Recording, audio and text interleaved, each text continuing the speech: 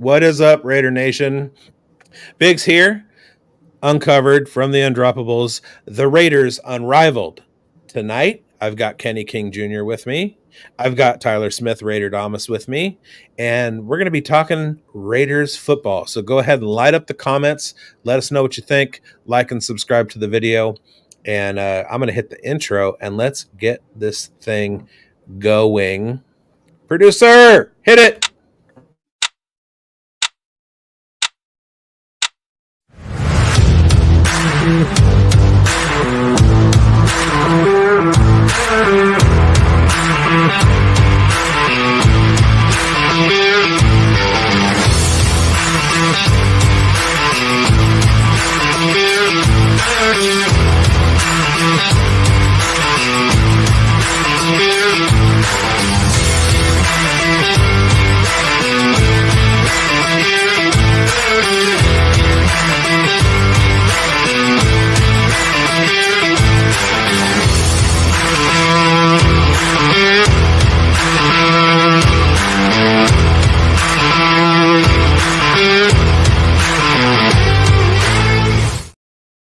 All right, welcome in, everybody. I want to give a big shout out to my partner in crime, Mike Greinberg. He's my partner at Player Profiler, my partner at Undroppables, my partner at the Dynasty Pulse, for making that video. It makes me want to run through a brick wall, and I love, my favorite part of that is the Jeff Hostetler sighting. So, all right. So what do we have in store for Raider Nation tonight? Well, let me tell you, something started today. It's the beginning of draft season. We started the NFL Combine. We had the D-line and the linebackers go today. So we've got some stuff in that arena. I have a primer on what to look for as we're following the Combine. Go to the NFL app, go to whatever you can find online, and find the metrics, the measurables from the Combine, and we'll go through each position group and tell you what to look for. And then we're going to give you some of our guys that we like, especially today because the D-line and the linebackers have gone. But we've got some Raider news to get through first. The first item of business regards Devonte Adams, who Tom Telesco was asked a question in a press conference the other day regarding Devonte Adams and the trade rumors that swirl around about him going to the Jets to be reunited with Aaron Rodgers and blah, blah, blah, even though he's still got a year left on his contract. And I don't want to say Telesco put those rumors to bed because his answer wasn't direct. It was kind of cryptic. He said he's a Raider, implying Devontae's not going anywhere, but also leaving the door open for that possibility in my mind. What do you guys think about that? What do you think about his answer and what's happening with Devonte? What are we doing? Devontae's not going anywhere, man. I mean, let's face it. The cap hit that it's going to cost to move Devonte, he's not going anywhere. He said publicly he wants to be a Raider. Telesco said he wants to be a Raider. AP said that he wants him to be a Raider. Devontae's not going anywhere. Like let's put that shit to bed. Like it's like, come on, man. We stop talking. Like, people look for things to talk about. Like, right, Devontae's not going anywhere. Yeah, this is exactly the kind of non-answer I would expect from a professional general manager, because it implies, number one, that you don't want to limit your options. He's a Raider is basically a phrase that means nothing because, yeah, he's a Raider today. But, if you give me the right price, maybe, I don't want to limit myself. But, if you are going into next season with a young quarterback, which the Raiders are going to be, either Aiden O'Connell or whoever they draft, you're going to want a veteran wide receiver to be there so he can throw to them. So I really don't see Devonte going anywhere, but that's just GM speak. It means absolutely nothing. And for anybody to make a big deal out of it, I think is foolish. Right. Now, it's been made a big deal of, and this is part of the problem with the media narrative. We had Tom Brady coming to the Raiders. We had all these things, Aaron Rodgers coming to the Raiders. These rumor mill things get started, and Devonte was just a part of that. I love Devonte Adams. He's a Raider. He's staying a Raider. He's not going anywhere. He's not going to the Jets. Obviously, if somebody comes through and they're like, hey, we're Chicago and we have 2 first-round draft picks and we'll send you our 2 first-round picks and DJ Moore for Devonte Adams. If I'm Tom Telesco, I'm not turning that down, but that's just not a realistic expectation. That's not happening. I understand that. I one of my favorite things is the fact that as a Giants fan, I became a fan of Jock Peterson, who played on the Palo Alto High School football team with Devonte Adams and was the wide receiver 1 with Devonte as the wide receiver 2. So I always love that little nugget. Yeah. All right. Jock's a beast. I love him. I've tried. I reached out to his agents to get him on my podcast, and they quickly shut me down. With there was, I was expecting like a little bit of time to pass for them to like flood. I offered it as like, you know, we'll plug your charity and all that stuff, because I know that he and Champ like do a lot of good charity work. And within seconds, I got a response back. He's not interested. And I was like, oh, okay. Jeez. Wow. Okay. All right. Check with him that quick, huh? Oh, yeah. It was. I mean, my girlfriend and I don't text back that quickly. All right. Next order of business. Josh Jacobs, not tagged. Right now, we've talked about him on the show a couple times. He is a free agent. That doesn't necessarily mean that he's not going to sign a contract with the Raiders. Obviously, his heart wants to stay in town. The running back landscape right now is not such that anybody is going to throw a $12 million, $13 million contract. And I know last time Tyler had $9 million as his number, and I said something closer to $6. But he's not getting tagged, which is the important point. Mm-hmm. Mm-hmm. What is the Raiders' interest in re-signing Josh Jacobs? Go. I think the interest is pretty high. I think that you look at it, the franchise tag number it's ridiculous. It's like 14.4 million. Last year it was 12.6, if I'm not mistaken. And what I'm seeing is a lot of numbers being thrown around, but I think the most prevalent ones are the ones that they're saying about 3 years. It's going to be like 32 to 36 mil, which means 12 million a year. You know, it's not bad. I think that Josh is worth it. I think you make the third year, you know, not guaranteed. And you know, you highly incentivize it. Josh has shown that he's worth the money. He's shown that he's one of the top running backs in the league. He's top 3, if not, you know, number 1 right now. Obviously last season was a fluke, and there was a lot of issues with, you know, him not being utilized early in the season with Josh McDaniels' offense. Right. So I have no issue with paying Josh Jacobs, especially with the increase in the salary cap. Okay. Tyler, what are your thoughts? My thoughts are last year we had all these running backs getting together and basically making a big ballyhoo because they weren't getting paid. And they got the franchise tag, which they didn't feel was up to their market value, and was basically locking them into a salary. And this year, none of them are getting paid. And I think going forward, we're going to see a lot of them getting much less paid. And I think in the years to come, we're going to see that no running back is going to be worth $7, $8, $9 million a year, because there's just too many really good ones. And you can make a really good running game based on 3 or 4 really good guys. You give up 6 or 7 carries a game. I think these guys are on the way down. I think Josh Jacobs, even as good as he is, probably isn't worth, you know, the $8 or $9 million. I would give him a 3-year deal just because of his age for 20 mil tops. And just because you have to pay offensive linemen, you have to pay quarterbacks, you have to pay cornerbacks. Those are the guys who are going to get tagged from now on. You're not going to see a running back get tagged maybe ever again, unless they're like, you know, top echelon Christian McCaffrey kind of guys. It's just going to be a completely changing landscape. These guys already didn't like it last year. They're going to like it a lot less going forward.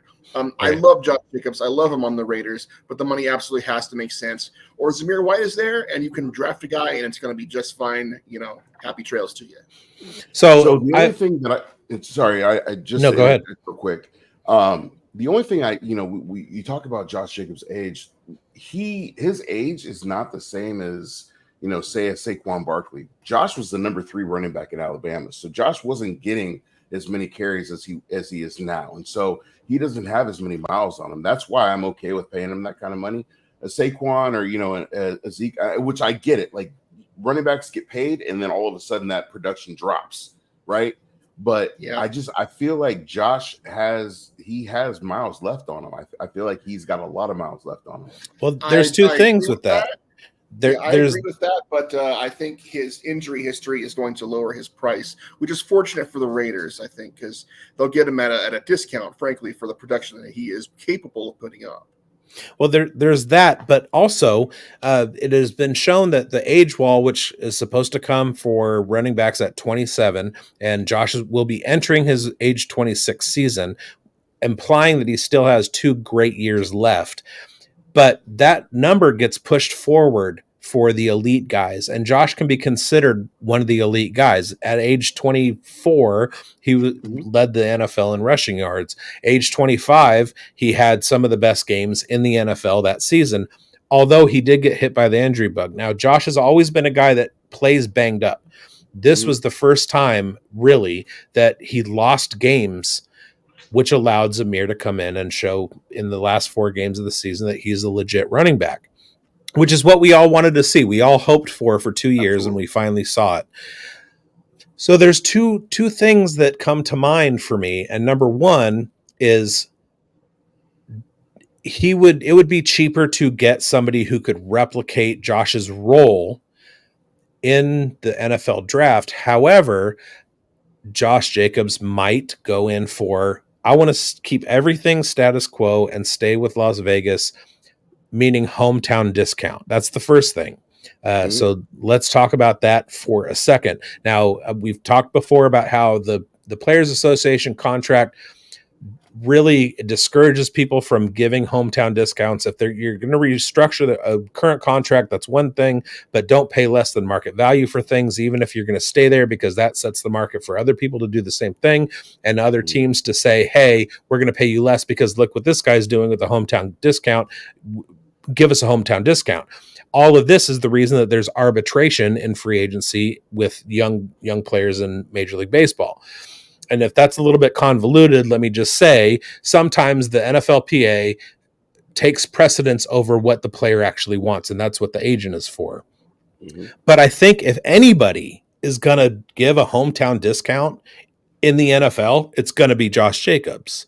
So wouldn't he incentivize his agent to take $5 or $6 million a year, $7-8 million a year, rather than push it and try and test the market? That's the first thing. And I'll let you guys answer that.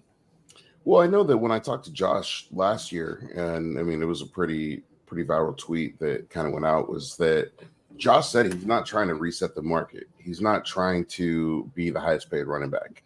And when Josh came out and was talking about AP, he's like, I'll take less money to keep Antonio Pierce here. Like, I want to keep this team together. Josh is one of those dudes that just basically embodies being a Raider. I mean, him, Max, Devonte, those guys are Raiders. Like, I mean, if you look at the Raiders of lore, like that, Josh embodies that. And so I think it would behoove the Raiders to keep him there. But at the same time, he wants to get paid. And I think that, you can come to an agreement. I think with Josh, what is more important to him is longevity. He wants to have something that's guaranteed. He wants something that's going to be a long-term deal. And that's why I say 3-4 years is something that's going to entice him, because he wants that security. He wants to have that longevity. And obviously I don't want to speak for him because, that's, I'm not going to pocket watch another man, but you know what I'm saying? But it's at the same time, like, you want to keep him around at the same time. And you also want to take care of the team. So I think you can find something team friendly easily. Absolutely. Tyler? Yeah, I think if he's looking for market value, he's going to be sorely disappointed because it's simply not there. I mean, if we look at one of the best running teams in the league, it's the Dallas Cowboys, and in successive years, they're going to jettison Tony Pollard and Ezekiel Elliott. I mean, they just don't want to pay guys because they know they can find somebody in the draft or off the scrap heap, and they'll run for 800-900 yards or even more than that. You're just better off staying where you are if you're Josh Jacobs, and you're better off staying where you are right now if you're anybody. you find a home, you find some, a front office that likes you, that'll give you a fair deal, and you got to stay with it, because out there chasing the money is not the way to go. And what this makes me think of is the fact that there was a time where we thought of running backs as stars and their abilities being unique and special and rarefied air. And then there's a team that came through and kind of smashed through that and said, no, you can take a 6th round running back and win the Super Bowl. And that's the Denver Broncos, and fuck the Broncos. Anyway, so the second thing I was thinking of is we have Tom Telesco. Austin Eckler is an impending market searcher.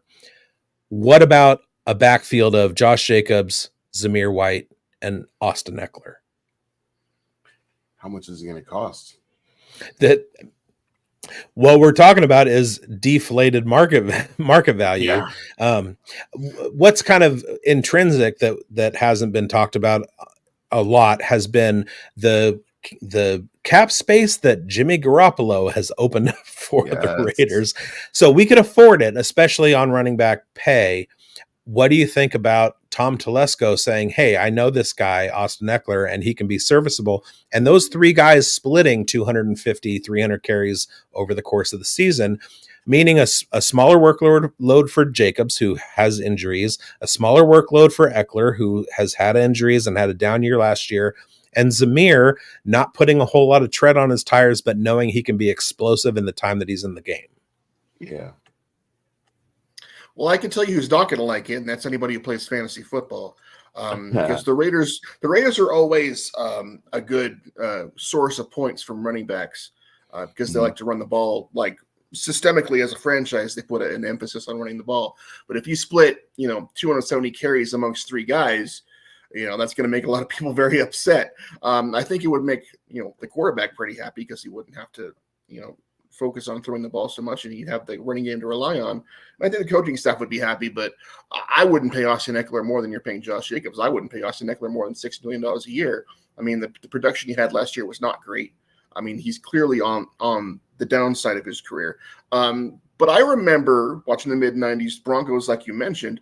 I watched Mike Anderson. I watched Olandis Gary. Were those 2 guys even drafted? I don't even think either of them were. I know Terrell Davis was a 6th round pick, but right. Mike Shanahan and that system showed that if you bite enough kneecaps as an offensive line and cheat enough in cut blocking, you can put literally anybody back there and they'll get 1,000 yards, and you might go to the Super Bowl if you have a good star quarterback. So really, there's a lot of ways around this, but I just wouldn't put that much money in the running back position anymore. So absolutely. No, go ahead.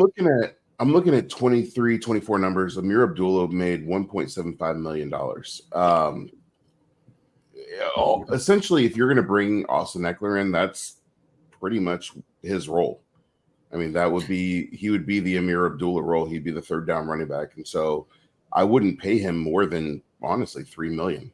No, because you're going to get that production from a rookie on that kind of contract, $1 million a year, who's a 2nd or 3rd rounder, 4th rounder, satellite back. Tyler and I did a mock draft last week and took Bucky Irving, and Bucky fills that role that Eckler would, and he's going to do it for way cheaper as a 2nd or 3rd round running back than Eckler would at $5 million a year. So absolutely. Yeah. So forget I said that. No Eckler. I didn't want him anyway. I agree with us from last week. All right, we don't want them anyways. We don't want to charge a retread. I agree with us. I agree with us. Both of those things I need to unpack. Number one, I agree with us from last week. Yes, and Jerry Tillery, not a bad. I like Jerry. That's what I'm saying. Not a bad Chargers. There's a few. Like Brandon Faison was solid. There's a few that work out, but. Gotcha. All right. Last order of business before we get into this whole combine business is I proposed to you guys the idea of a quarterback trade that people aren't thinking about. So Justin Fields was sort of talked about because of his connection to Luke Getsy. Looks like chances are he could find himself in Atlanta, where he came from. And Kirk Cousins had been rumor that, I mean, there's been talk about stuff. There's also the idea that Aiden O'Connell is the best backup in the NFL, not necessarily going to be the starter next year. So I asked you guys to come up with a trade that nobody's talking about, like what could be a possibility. Russell Wilson also, I haven't wanted anything to do with Russell Wilson for years already. And now I don't want him even more or less than I did before. I want him less than I wanted him before. So I asked you guys to come up with a trade scenario, which nobody's talking about, which might like carry some kind of value. There were a few quarterbacks that I had in mind. I'm not going to spoil if you guys came up with something. If you didn't, I'll throw some names out there. But my first one that I was looking at, and granted, my Raiders fandom is as entrenched as you guys, but I look at things through a different lens coming from the world of fantasy. I'm looking at Sam Howell. Washington is obviously, in some respects, not wanting to move forward with Sam Howell.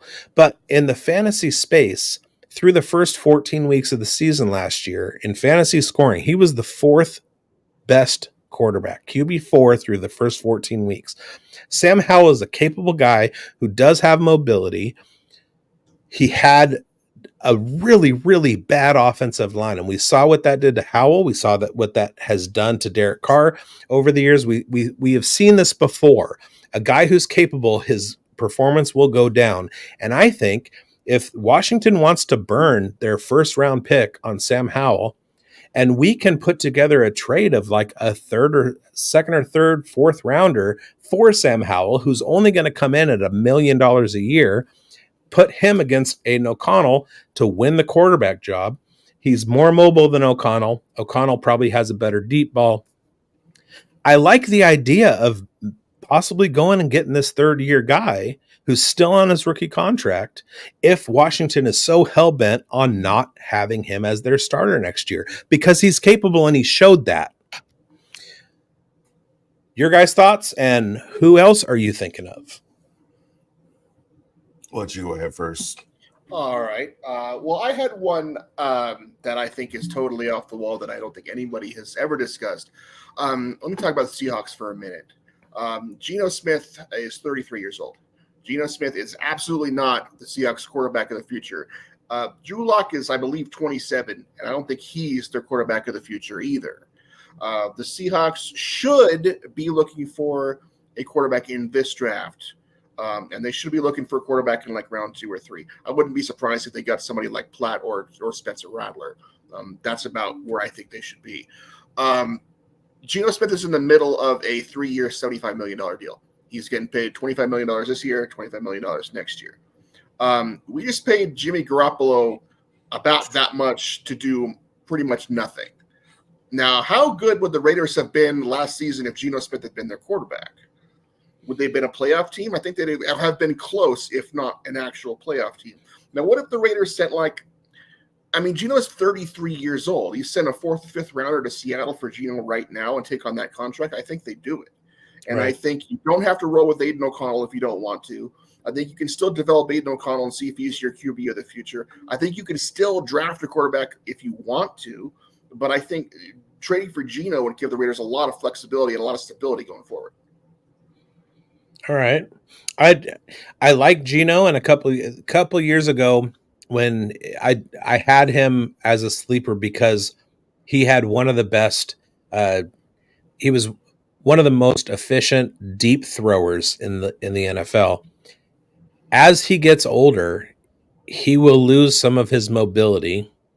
So with Aiden's precision and his ability to drop into the bucket deep, but his lack of mobility, I see that as more of a lateral move with Geno Smith, although Geno Smith has more experience and is probably like better in the pocket and everything. Okay, well, let me ask you this, though. Yeah. Would Geno Smith have lost 3-0 after them to the Vikings? Would Geno Smith have not completed a pass in the last 3 quarters against the Chiefs? No, I don't think he would have done either of those things. No, but he might have thrown a pick. He might have thrown a pick and Aiden didn't, but I mean, I think there's more upside with Geno Smith right now than right. Yeah, I mean, I think that's. I mean, I look at both of them as backups. To be honest, I think that Geno has shown that he's going to be Geno is going to be one of the best backups in the league, and Aiden O'Connell is a great backup. I look at it if it's a huge if the Raiders are going to make a trade for a quarterback, I don't think they have to make a trade. I believe he's a free agent this year, but it's Baker Mayfield. I mean, Baker's the guy who's come in and he's shown that he can be a starter in this league again. And with the right coaching, he has the ability. He's got the grit, he's got the arm, he's got the talent, he's got the mobility. The question is with Baker is always that consistency. Does Baker have that consistency? He looked good with Tampa last year. He beat the shit out of us when we played him a couple years ago. Came back in the fourth quarter. I mean, and so if I was to look at a quarterback that was a veteran, which I don't want to, I want to draft Jaden Daniels. Let's make that very clear. Right. 100%. Yeah, like if I'm gonna look at a veteran, then I would say Baker would be that guy that I would look at. Yeah, no, I can absolutely see that. And Baker is first to the Geno Smith age thing. I have no problem with a 33-year-old quarterback. I have no problem with a 35, 36, 30. What was Rich Gannon when he came in and won the MVP? 39. One of the things that gets lost with the immediacy, the necessity for immediate success in the NFL is the fact that sometimes the quarterback position takes a little while to age and percolate. And I think Baker Mayfield right now is the poster child for that. I liked him coming out of the draft, but not as a starter. I liked him as a guy to sit with a clipboard for a few years, which is what most quarterbacks should be doing. We have a very long history of guys being drafted in the first 10 picks as quarterbacks and not panning out. CJ Stroud is an outlier. Nobody has turned around their team the way that CJ Stroud has, probably since Andrew Luck. You look at Jordan Love. He had kind of a similar arc to the way that quarterback position used to be. If Baker Mayfield hadn't been thrust into the spotlight to start as the number one pick, his career would be a whole lot different.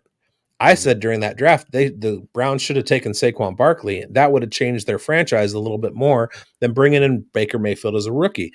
But guess what? You give Baker Mayfield 5 years to learn the game, develop his skills, and give him Mike Evans and Chris Godwin, and look what he did. He absolutely tore it up last year. So I definitely agree that Baker Mayfield would be a good upside move as a free agent.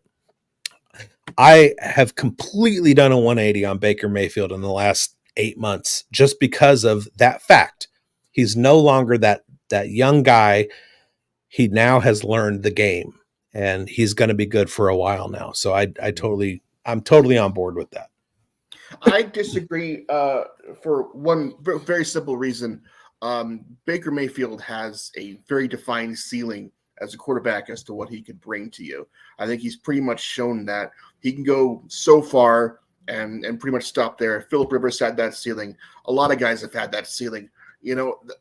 Without a completely stifling defense, I'm not sure what Baker Mayfield is going to bring to you. Now, the Raiders right now have a pretty good defense. At least that's what they showed last year.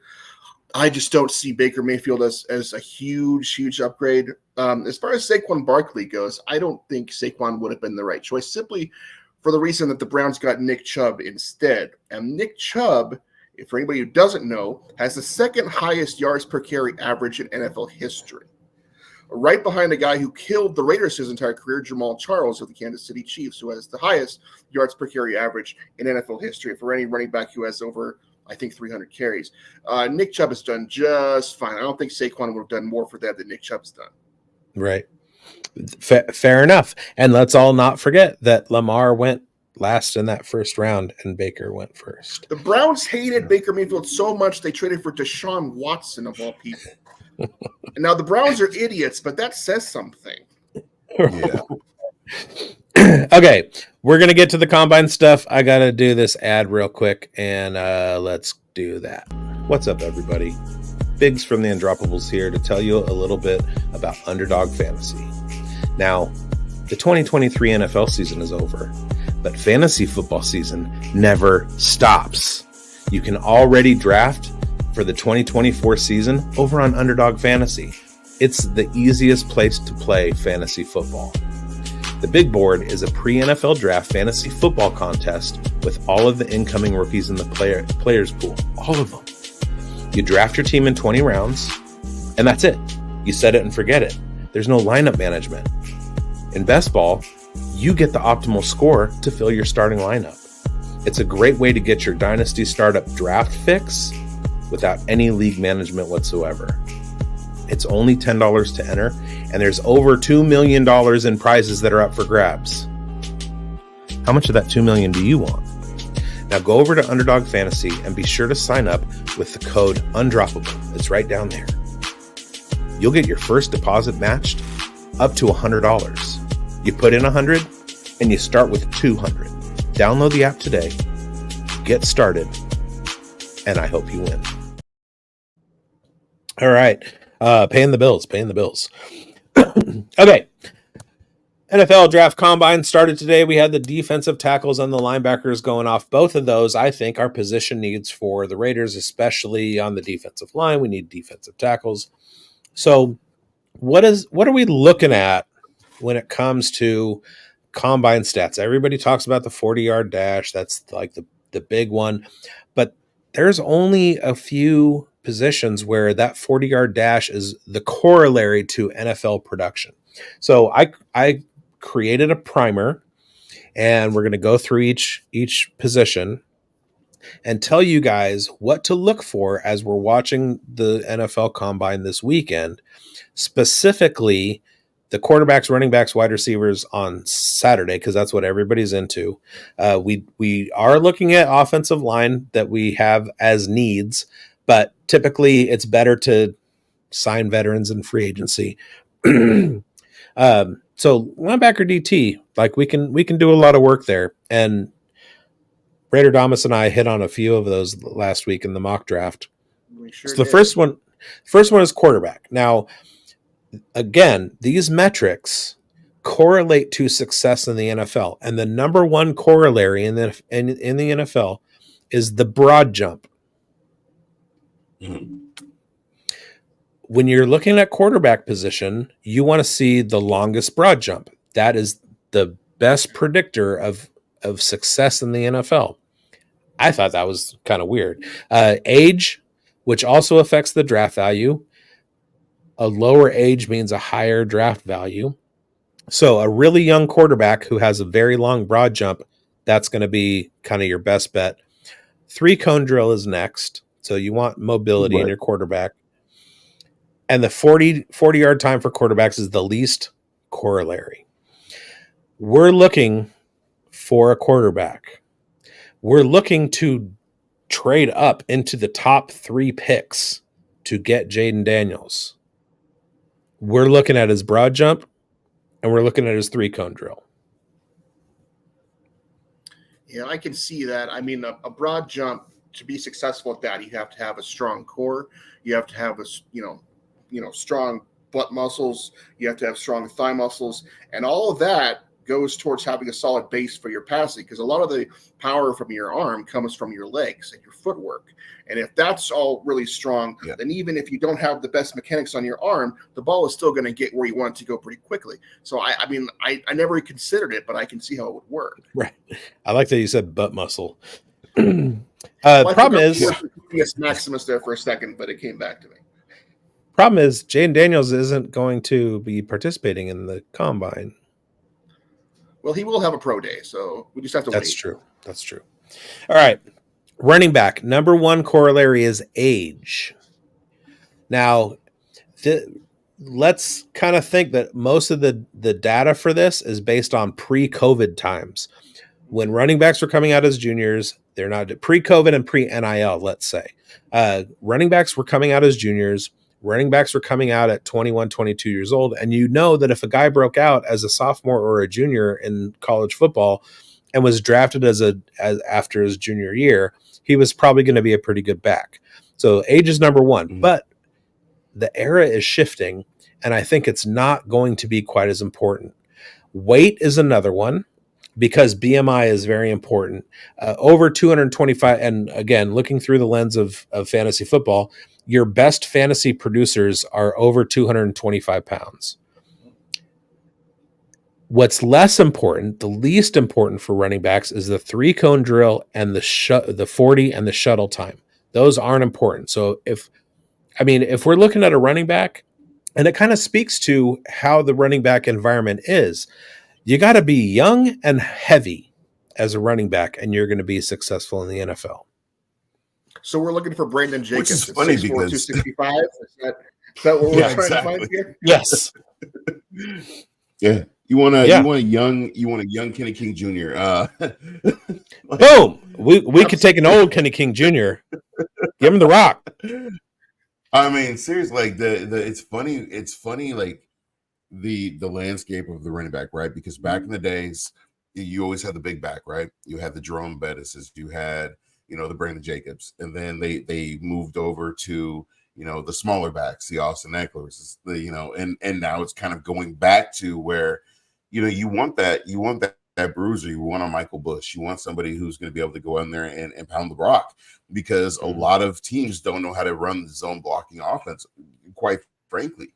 And these offensive linemen, they just you want bruisers up front, and so in order to have bruisers up front, you have to have a bruising running back, and so it's quite interesting to see, because you're seeing bigger running backs, you're seeing smaller tight ends, and then you're starting to see bigger wide receivers again. Yeah, and somebody out there is saying, I like my women like I like my running backs, young and thick. All right. Wide receiver. I mean, if running backs were Latino, I mean, that'd be perfect. My partner is literally a grandmother, so I can't skew that. But she's younger than me, so that's fine. All right. Wide receivers. We're looking at the number one corollary is age. That's interesting. And again, it speaks to breakout age. If a kid comes out and he blows everything away as a sophomore or junior, and what we really want to see is a sophomore breakout, junior year establish that, and then come out.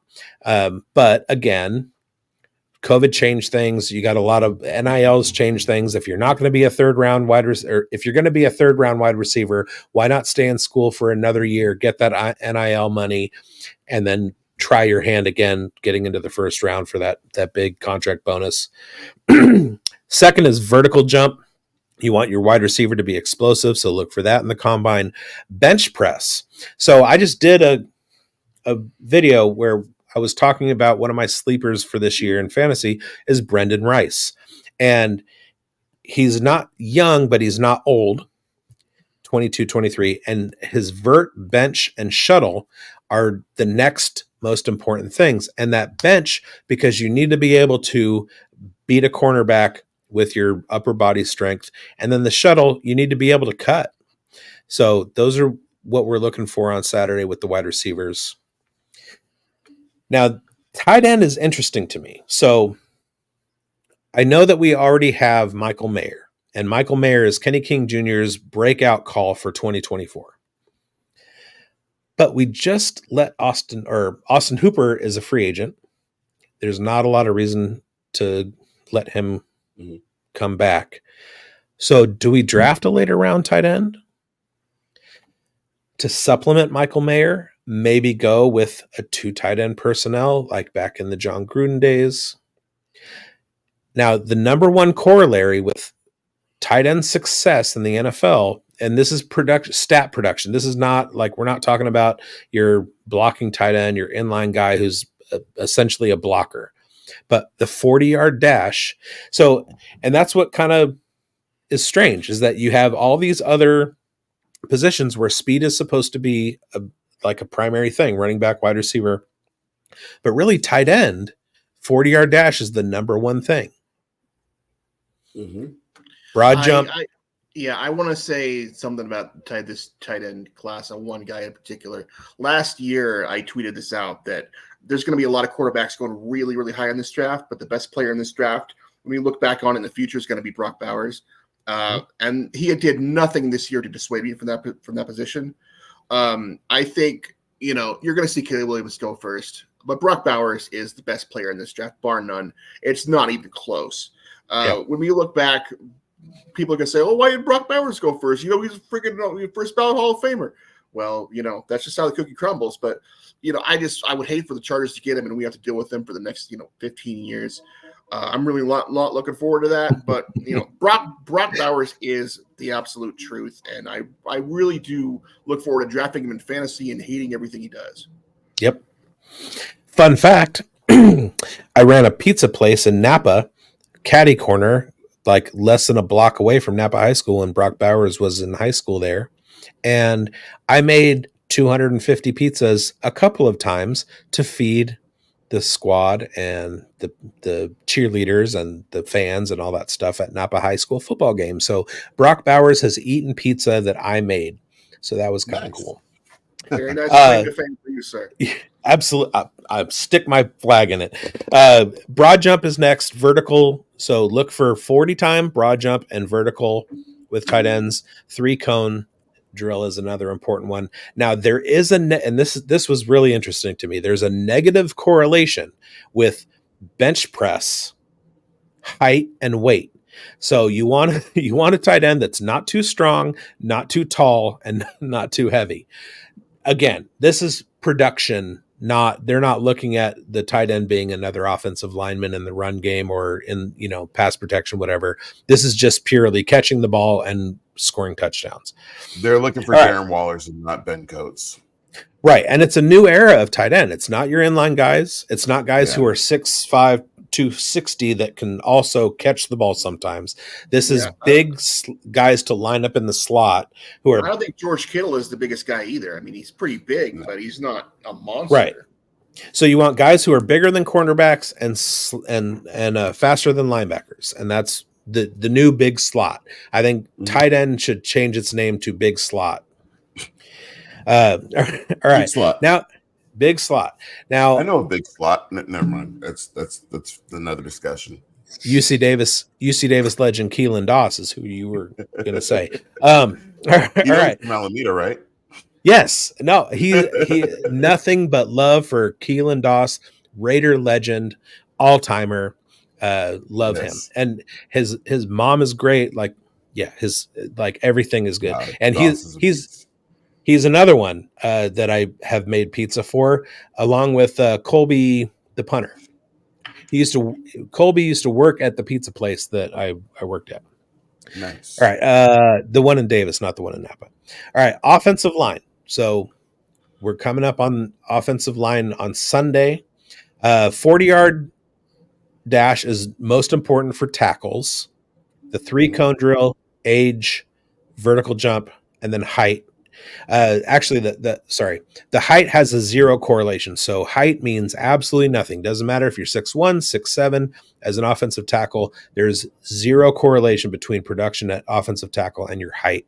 And bench press, again, has a negative correlation. So the best bench press at the combine amongst offensive tackles means that their production is going to be down. So you don't want too strong at the offensive tackle position, but you do want a good 40 time.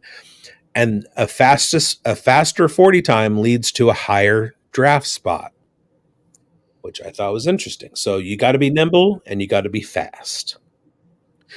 That changes a little bit with guards and centers. You want a good 3-cone drill, a good shuttle drill, a good broad jump for that explosiveness, and a good bench press. You need to be strong.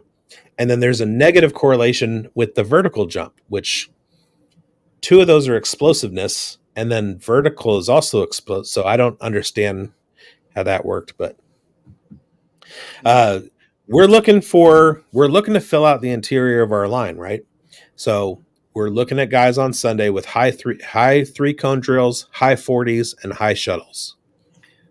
Yeah, I was doing a little reading a couple of days ago, and I found out something that I had previously known but forgotten, which was that Dan Marino once went a full calendar year without being sacked with the Dolphins. This was in the mid 80s. Now that would be unheard of today. No one is going, a calendar month without being sacked in the NFL these days. But Dan Marino once went a full year. Now why? Why did Dan Marino go that long without being sacked? Well, there's a couple of reasons. Number one, Dan Marino had the greatest release God ever gave a human being. Dan Marino had the fastest arm you ever saw in your life. But the second one was that the Miami Dolphins, for almost his entire tenure, curated the finest interior offensive line in the league. He had Dwight Stevenson right in front of him. He had, Pro Bowl Hall of Fame guards on either side of Dwight. And whenever Marino got into trouble, he just stepped up in the pocket right behind Dwight Stevenson, a top 5 center of all time, and was able to zip it in wherever he wanted to go. So it's statistically, if you look at it, the position that correlates the most success in the offense in the NFL is quarterback. Number 2 is center. So if you really want to have a good offense, you have to have a good center. I mean, it really starts there. I mean, obviously you want to get your franchise quarterback, but if you don't have a franchise center, you're more or less screwed. Now, I think the Raiders are going to move Dylan Parham over there, but that's an experiment. Even if you do that, you're going to need to get 2 really good guards on either side of him. So this is a position the Raiders need to be looking at very, very carefully. Yeah, I think that you're spot on there. I think that one of the keys to the Raiders' success in 2016 was Rodney Hudson, and how good he was at center. And Andre James has done decent at center, but I mean, to move from Rodney Hudson to Andre James has been you've noticed the difference. And so the center is your quarterback of the offensive line, and so I wholeheartedly agree with you on that. Yeah, Andre James. Where are you, Don Mosbar? Streets, man, he really has. Yeah. I think you need an upgrade from him in the worst possible way. I mean, Andre James is a good player, but anytime Aiden O'Connell tried to step up in the pocket, Andre James is no Dwight Stevenson. He just wasn't able to do it. Yeah. He wasn't strong enough. He just gets thrown around, and it's a bad look. All right. Now, switching over to the defensive side, we had the D-line and the linebackers go today, and those are both positional needs for the Raiders. Not necessarily edge rushers from either the not D end or rushing linebacker, but defensive tackle specifically. So I'll get back to them. We'll go over the linebackers real quick. Linebackers, you want pass rush? Well, I'll jump to the D-backs. So defensive backs, you want against the pass, you want a 40 time, arm length, broad jump, and vert. So you want to be fast, explosive, and long. That's what we're looking for in a cornerback. For fast, good interior lateral movement with the shuttle drill and arm length again. So fast, long safeties. That's best defensive backs against the run. Okay. Now, the reason that I skipped over the D-line and the linebackers is because I asked everybody to have 2 guys that performed at the combine today that stood out, and let's target them in the draft. And I'm going to say a few of them came out in our mock draft last week. So D-line, what we're looking for as a pass rusher is number 1 is the shuttle time. Number 2 is the 40, and number 3 is the broad jump. Weight is the least corollary thing for pass rush. But we're not even really looking for pass rush. I mean, we want a defensive tackle that can get to the quarterback. So shuttle is important. Against the run, weight is number 1. That's a Jelly Ellis. That's like your big body, immovable. Bench press is number 2. You want to be able to shove these 300-pound offensive linemen out of your way. And the least corollary is 40 time. So you want to be heavy, strong, and slow. So I would make a great defensive tackle. All right. So what I was looking at, and everybody wants a D tackle who's going to get to the quarterback. There was one available at the 7 spot in the draft last year that wasn't drafted by the Raiders. He dropped to 13 and was taken, or 11, whatever, and was taken by the Eagles. So what I was looking for when I was watching today was the heaviest guy with the fastest shuttle time. That's what I want. D-tackle with it. Heavy with the fastest shuttle time. Yeah, we in our mock draft last week, we drafted 2 defensive tackles. Can you remind me of which ones those were? Do you have that information available? All I care about is one was Braden Fisk. One of them was Braden Fisk, and the other one was Devonte Sweat, if I recall correctly. Boom. Those are my 2 guys. Braden Fisk Yes. tests that as one of the most explosive players in the history of the combine at the defensive tackle position today. That dude is absolutely elite athletically. If he is in the middle of your line, he is completely unblockable. And guess what? If he's unblockable, so is Max Crosby, and so is Malcolm Kuntz. The Raiders managed to be lucky enough to draft Braden Fisk. It would do absolute wonders for the defense. And Devonte Sweat as well. They got 366 pounds out there running a 5.5 40. I mean, there's guys 5'2". half his size who could 5'2". This guy's half his weight who are not going to run that speed. That guy's he's a monster. He might as well be an elephant in human form. He will wreck. It will wreck everything. He will turn the Raiders offense right now into the 2000 Ravens. The league will be laid waste. It will be an amazing thing. I look forward to it. Yeah. Another guy that kind of stood out to me was Mason Smith from LSU, 6'5", 306, 5'0", 140. I mean, he's just an absolute unit. That's what you want, is you want somebody who's going to be able to come in there and plug up the middle. Looking at Tyree Wilson, I think Tyree Wilson's going to be a great 3 technique. I don't think he's ever going to play defensive end again. I think that he's solidified his spot as a defensive tackle. Malcolm Kuntz is basically shown out that he can be that defensive end opposite Max Crosby. And then you just want to bring in that nose tackle who's just going to be that guy who's just going to plug up, take on a double team, take on a triple team, and say, you know what? Nah, you're going to have to pick your poison and see who you want to block. Yeah. What's the fastest 40 you ever ran, Kenny? 4.7. I had a 5'4" in high school. I was 250 pounds, and I was not fast. I was 275 and ran a 4.7. Nice. That's moving.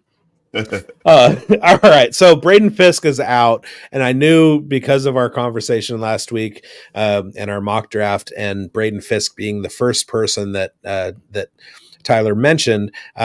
And unfortunately, it's going to take that 13th pick to get him, I think, especially after today's combine. I think he absolutely made his case today for top 20 pick.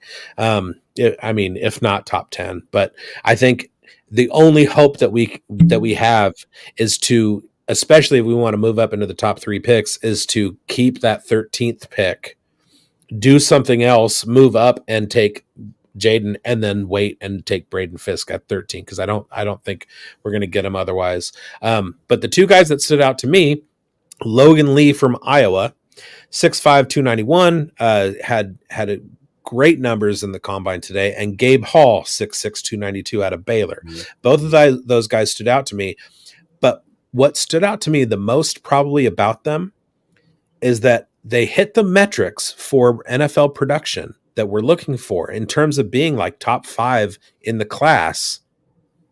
But Logan Lee was the lowest, according to Daniel Jeremiah's grading, he was the lowest graded defensive tackle in the class. I feel like his performance at the combine spoke to him being more of a prospect than what Daniel Jeremiah's initial, or NFL.com's initial grading was, which makes him a value in the late rounds, like the 4th round, the 5th round. So Logan Lee out of Iowa, he's my guy. Well, when you talk about Iowa, if you're going to get a talent from Iowa, it's either going to be on the defensive line or it's going to be the punter, because that's basically what they do. Tight end? What are you talking about? Tight ends. Iowa's got tight ends like a mug. They completed so few passes last year. Tight end doesn't even count anymore. They completed like 5 passes the entire season. So I'm going to be looking at the Iowa punter, who is basically God, and I'm going to be looking at anybody from their defense, because they allowed like -3 points a game. Iowa is the biggest conundrum and mystery in all of college football because they do, you're right. They do have really good tight ends from now and then, and they never use them. These guys will catch 5 balls their entire career for 800 yards because they're throwing from the 1 yard line all game long.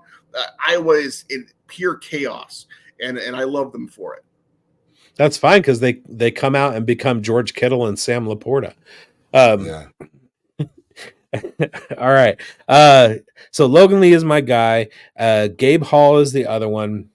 6'6", 292 out of Baylor. He's an absolute beast. And these guys did really, really good in the shuttle.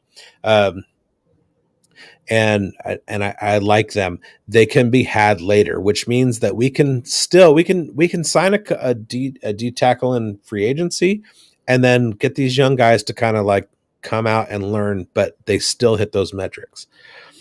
Now, Iowa used to be great for linebackers too, way back in the day. So linebacker is the next one. So what we're looking for in a linebacker, you have your 4-3 edge.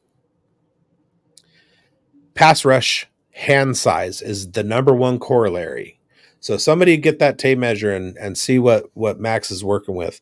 Arm length. Pause. What's that? It's a pause. Hands. I'm talking about hand size, arm length, vertical jump, and broad jump. So explosive and long. Again, just like but we're not talking about 195-pound guys. We're talking about 260-pound guys. Big hands, long, and explosive. Run defense. I mean, Big Train Spillane. That dude is a beast. I was scared that we weren't going to be able to replace Denzel Perryman just because he was one of the top run-stopping linebackers. I mean, Spillane came in and made us completely forget about Denzel. Like, yeah. I forgot to get hydrated. Like, seriously, like, Spillane made me forget about 52. It was impressive. And I have a buddy who's yes, you had such a good year. I mean, it makes you remember when the Raiders had really good middle linebackers, back in the 70s and 80s. Greg and Beaker. We haven't had that in so long, like since Kirk Morrison and Thomas Howard were in town. Kirk. We had a linebacker core of guys with that, that caliber, that quality. Spillane played so well, and I saw it. I mean, I saw him play in Pittsburgh, and I was like, this guy's really good. The people in Pittsburgh, the Steelers fans, did not care for Robert Spillane at all. And I can't imagine why. Because when he came to the Raiders, the dude was an absolute beast, and I loved watching him. He was the fourth linebacker in that roster, and I have a good friend who's a really hardcore Steelers fan. And when we signed him, I said, "Hey Dom, what's up with Robert Spillane?" And he laughed. He's like, "Good luck with him." Like, thanks. All right, what Kirk Morrison stories, Kenny? I actually, Kirk is actually kind of he's a pretty quiet dude. I've gone out with him a few times. Not too many interesting stories, but I do have interesting stories surrounding Seabass when he was with Kirk Morrison. So I used to have to drive Sebastian home all the time, like all the time when I used to work at the nightclub. And one night we're out there at the bar, and so Seabass is doing his normal thing, and he's got his bottle of Grey Goose, and he starts pouring it on everybody. And they're like, he's pouring vodka on people. I'm like, he's like, yeah, I'm pouring vodka. What do you think? Like, and I'm like, oh, come on, Sebastian, come on, man. And then Kirk calls me. He goes, hey, man, did you get him home all right? I'm like, yeah, he's good. He goes, all right. He goes, because I just got a call from his wife, and she locked him out and changed the locks and put a tent in the backyard. Oh, man. That's awesome. Anybody's story would be more interesting if Sebastian Janikowski was in it with them. Sebastian, honestly, like, Sebastian sober, one of the coolest, nicest, sweetest dudes ever. Sebastian drunk, if he didn't like you, just stay away. Just don't go near him. But if you were a Raider fan, if you were a girl, if you were cool, he was cool to you. But if you like said anything or looked at him sideways, like just, I mean, come on, man. All right. And Dean is coming out next year. Dean Janikowski, son of Sebastian, kicker at Washington State University, RIP Pac-12. He's from Fallbrook. That's where my dad's from. My dad went to Fallbrook High School. How the hell is a Janikowski from Fallbrook, California? What? I don't understand that. All right. Anyway, moving on. Hand size, arm length, vert, broad. Against the run, you want 40 time. So maybe Spillane is just super fast and vertical. And then in coverage, you want a good shuttle time, 40 time, and a 3-cone drill. So 40 time is very important for linebackers, but also that explosiveness and that ability to work in space like a running back. So against the run, so we're not looking for an edge. Take pass rush out of the equation. I mean, we do have some guys who can. Patrick likes to blitz people from every position group from all over the field, and I'm here for it. It's my favorite thing about his defensive scheme. Rushing one guy on the line and a blitz getting home against Carson Wentz blew my mind, and I was like, that's our guy. So run defense and coverage, because the Raiders for a decade or more have not been good against tight ends or in pass coverage. So those shuttle 40 and 3-cone times, I'm looking for a guy today. I looked for a guy who was fast at the 40, had a good vert, a good shuttle time, and a good 3-cone drill, because I want them to be a well-balanced linebacker. We drafted one last week. Tommy Eichenberg out of Ohio State, 6'2", 239. Was he one of yours? He was not. I had two guys. One of them is kind of an edge rusher. One of them I don't believe is. The two guys I had were Peyton Wilson from NC State, who I believe ran a 4.41 today, which is the fastest for a linebacker. And another guy who in a normal draft would be a top 10 pick, and that's Dallas Turner out of Alabama. That dude is an absolute monster. He's super fast, super explosive. If we didn't have so many quarterbacks and wide receivers going in the top 10 of this draft, I think that's a guy you look at. But I've seen him in mock draft sliding down into the mid-20s, and that's just way too late for a guy of his caliber. Yeah, I think that's watching linebackers, see a little bit of I was not. And so I was watching defensive line, I was watching quarterbacks. I wasn't even thinking linebackers, but I do agree with Raider Donis here, where it's, I think that this is a draft where the Raiders can actually get some steals in the mid to later rounds, just because of, other teams' needs. They have, the Raiders don't have a ton of needs right now. Like they can fulfill a lot of these needs through free agency, and they can also then go into the draft and say, okay, look, we got our quarterback. We took care of that. Now let's sneak in here and grab a linebacker. Let's sneak in here and grab a corner, or, do this. And so this is an opportunity where the Raiders can actually make some moves. And this is where Telesco can really put his stamp on what he can do. I hope he does. I hope so. I mean, Mayock gets a lot of bad publicity, but I think that he was really, really good at finding the deals, finding the values later. And I know Dave Ziegler was attached to the wrong head coach, but even he was on the right track with a lot of the decisions that he made in the 2 years that he was there. So we talked about Tommy Eichenberg, but Tommy Eichenberg, according to the NFL.com rankings or whatever, he was only the 15th ranked linebacker in the class. The first guy that without knowing the ranking, the first guy that I kind of glommed onto was also an Ohio State linebacker, Steele Chambers, which is definitely a first round name, 6'1", 232, and the fifth highest graded. Hey, that's where I met Big Slot. I used to know her in high school. We went to the Steel Chambers together. Very popular. Big Slot in the Steel Chambers. All right. Absolutely. All And then the guy that I was looking at that really stood out that I thought, oh, if we can get him in like the 5th round, he's out of UTEP, University of Texas El Paso, and his name is Tyrese Knight. 6 foot, 233 pounds, the 18th rank. So he's just behind Tommy Eichenberg, but he could be a steal in the later mid to late rounds as a linebacker. High on these metrics that we're talking about correlate and we're looking at. He doesn't have a whole lot of steam. I mean, he's like barely a top 20 linebacker in the class. He could fall. He could be a really great value. Tyrese Knight. Look for him. I think when we're talking about Robert Spillane, if a Steeler fan was like, oh, whatever, it's like that'd be like asking a Raider fan, what do you think of? We just signed Luke Masterson. How are we going to the Super Bowl now? So it's our standard for drafting linebackers. Are you better than Luke Masterson? Can you play better than that? Because if you can, welcome to Las Vegas, son.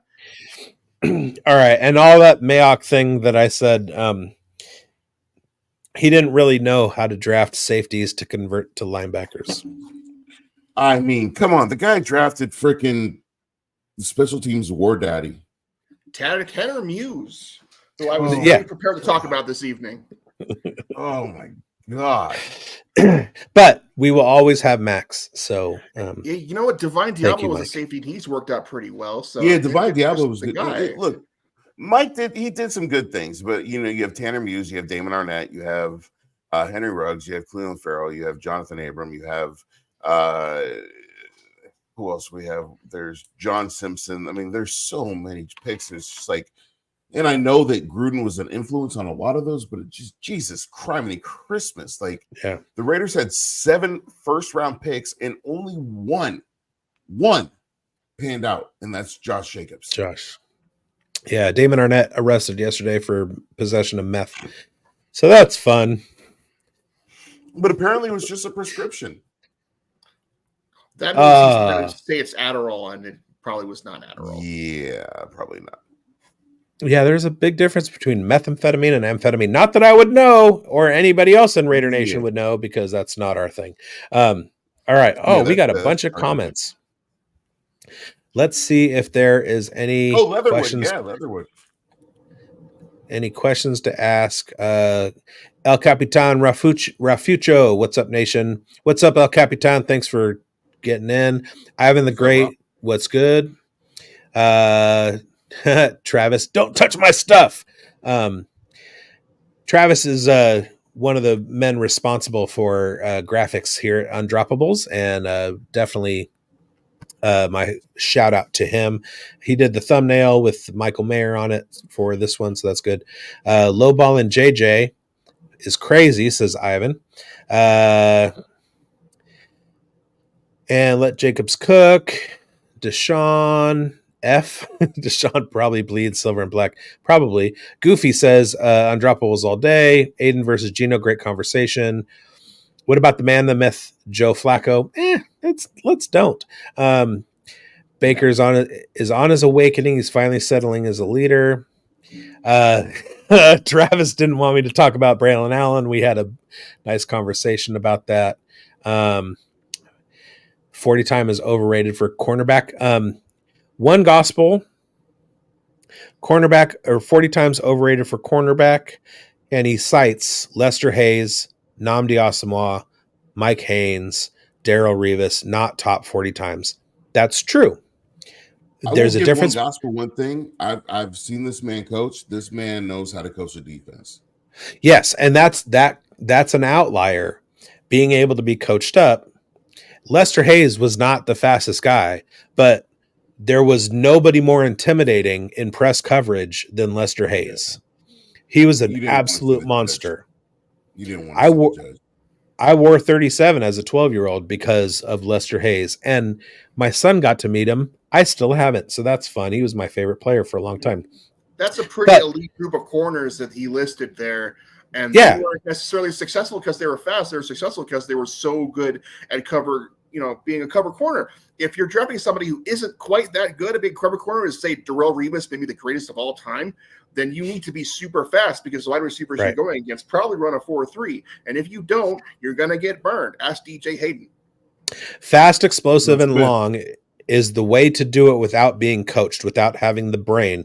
Nnamdi Asomugha was 95% brain, and the rest was physical talent. But what I was going to say was there's a difference between data and anecdote, and naming 4 guys is one thing, but when you have the whole data of all the cornerbacks drafted in the NFL, and there are certain things that push the performance, that's a different story. Caleb pushing his way to Vegas with this medical stuff. Caleb being in, like, he granted interviews to 5 people at the combine, and the Raiders were one of them. There's more than 5 teams between the Raiders pick and Caleb Williams. So what does that say? Raider Room, Chargers fans clowning for the Telesco hire, but they believe their roster is talented. Make it make sense. True. True. And, you know, one of the things that makes the Chargers is the fact that they get all of the preseason steam and then never do anything. So hopefully that doesn't happen to the Raiders. Masterson is fine. That story about Caleb Williams in the interviews reminds me of Deion Sanders in the 1989 draft, because he went to the combine and there were a bunch of teams that wanted to talk to him, and the New York Giants had him in for an interview. And he asked the GM of the Giants at the time, so what position do you guys drafting? And he said, like, 10th. And Deion said, oh, I'm not going to be around when you draft. And he got up and fucking left. That's true. Deion Sanders, San Francisco Giant legend. And then finally, the Raider Room. You don't try to hide prescriptions. That's a fact. All right. Thank you, everybody, for commenting. Obviously, that was our high watermark as far as comments are concerned. Thank you, everybody, for coming into the Undroppables Uncovered, the Raiders Unrivaled. And we will see you next week at 8:00. I think I want to do every 8:00 Thursday night as a live stream, and that way Raider Nation can rely upon me to do that. I'm going to be coming in throughout the weekend with shorts and little quips about what's going on in the combine, and then I'm going to be doing the same thing through free agency leading up to the draft, and coming at you with Raiders news and all that stuff. One more thing, 562 salutes. What's up? Shout out. Can we just trade all the picks away for Jaden Daniels already? You know? Okay. Do it. Yeah. Send it. We will. Send it. Let's go. $80 million in cap space. We can do whatever we want to do. Like, literally. That's we true. can do anything. Send all it. right. Thank you, Kenny, for being here tonight. Yeah. Thank you, Tyler, for being here tonight. Hopefully we can all be back here next Thursday night and have Marcus in here too. And fuck the Broncos. Let's hit the outro. Producer!